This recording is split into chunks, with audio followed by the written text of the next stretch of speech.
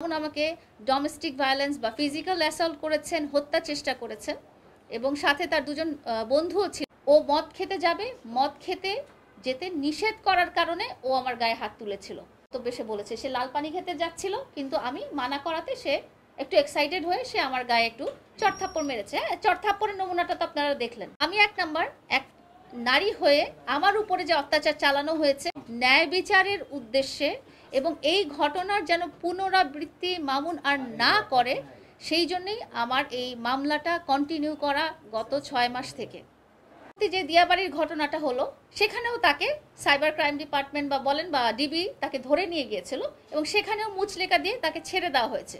তো বারবার মুচলেকা দিয়ে ছেড়ে দেওয়ার কারণে যেটা হয়েছে, সে বুঝে গেছে যে আমি যতই ক্রাইম করি না কেন আমি তো ছাড়া পাবো, একটা চিঠিতে সাইন করে লিখে চলে আসলে তো আমার কোনো ক্ষতি নাই।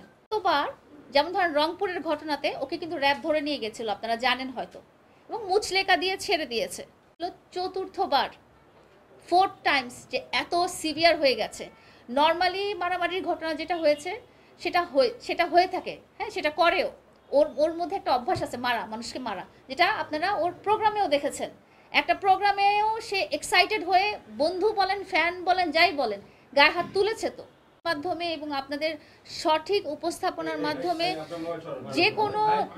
যে কোনো মুভমেন্ট করা সম্ভব, যে কোনো কিছু করা সম্ভব। আমি বিশ্বাস করি যে আপনারা সবসময় সত্যিটা বায়াস না হয়ে কোনটা সত্যি কোনটা মিথ্যা সেটাই সবসময় তুলে ধরবেন। আমি আপনাদেরকে কিছু ভিডিও ফুটেজ দেখিয়েছি, যেটা ছিল আমার লাইভ যেদিন 12 ডিসেম্বর 2023 সালে প্রিন্স মামুন আমাকে ডোমেস্টিক ভায়োলেন্স বা ফিজিক্যাল অ্যাসল্ট করেছেন, হত্যা চেষ্টা করেছেন এবং সাথে তার দুজন বন্ধুও ছিলেন।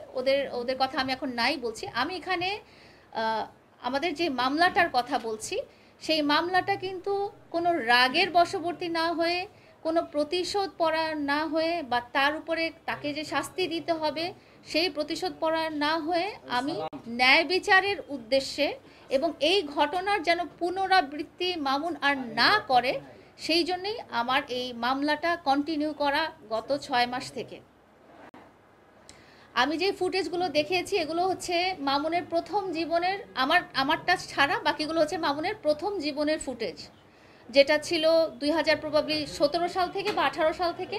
রংপুরের একটা মারামারির ঘটনা আপনারা দেখেছেন, নিজের চোখে দেখলেন যে মামুন লোকটাকে কিভাবে মারলো। দিয়াবাড়ির ঘটনা দেখেছেন, যেখানে মারামারি হয়েছে মামুনের বিভিন্ন কারণে। মামুনের উচ্ছৃঙ্খল লাইফ দেখেছেন, যেখানে দেখেছেন যে মামুনের হাতে ধারালো অস্ত্র ছিল, যেটা দিয়ে সে রাস্তায় দাঁড়ায় প্রকাশ্যে রিক্সা এবং বাস যাত্রীদেরকে ভয় দেখাচ্ছে।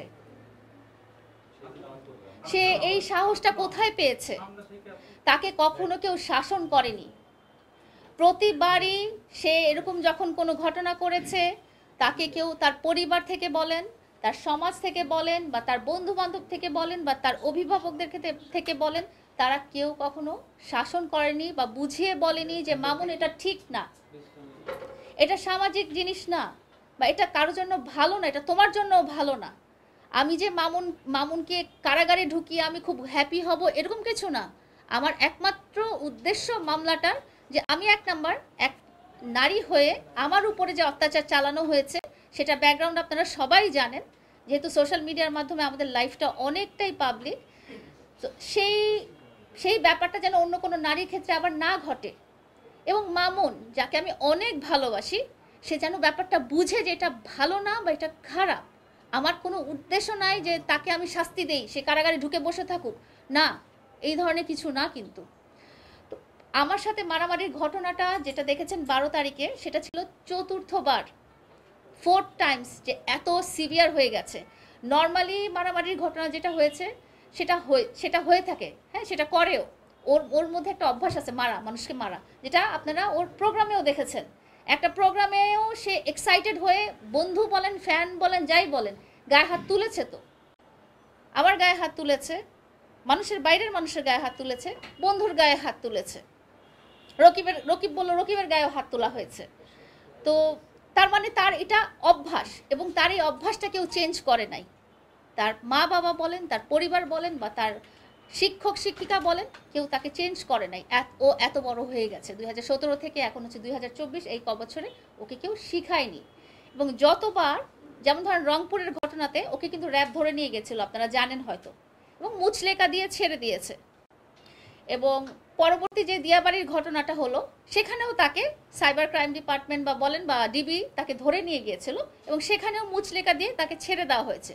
তো বারবার মুচলেকা দিয়ে ছেড়ে দেওয়ার কারণে যেটা হয়েছে, সে বুঝে গেছে যে আমি যতই ক্রাইম করি না কেন, আমি তো ছাড়া পাবো, একটা চিঠিতে সাইন করে লিখে চলে আসলে তো আমার কোনো ক্ষতি নাই, এটাতে তো আমার কোনো শাস্তি হচ্ছে না।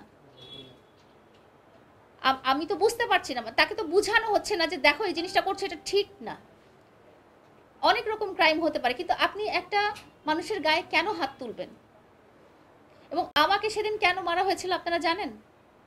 ও মদ খেতে যাবে, মদ খেতে যেতে নিষেধ করার কারণে ও আমার গায়ে হাত তুলেছিল। ও কি ভালো কাজ করতে যাচ্ছিল সেজন্য কি আমি নিষেধ করেছিলাম? অনেক আপনাদের অনেক বক্তব্যে সে বলেছে সে লাল পানি খেতে যাচ্ছিল, কিন্তু আমি মানা করাতে সে একটু এক্সাইটেড হয়ে সে আমার গায়ে একটু চড়থাপ্পড় মেরেছে। চড়থাপ্পড়ের নমুনাটা তো আপনারা দেখলেন। তো আমি তো খারাপ কাজ করতে মানা করেছি, আমি তো ভালো কিছু করতে মানা করিনি। এবং এর আগের 3 বারের ঘটনাতেও একই হয়েছে, সে আমার মুখে মেরেছে। একটা মানুষকে মুখে কখন মারে?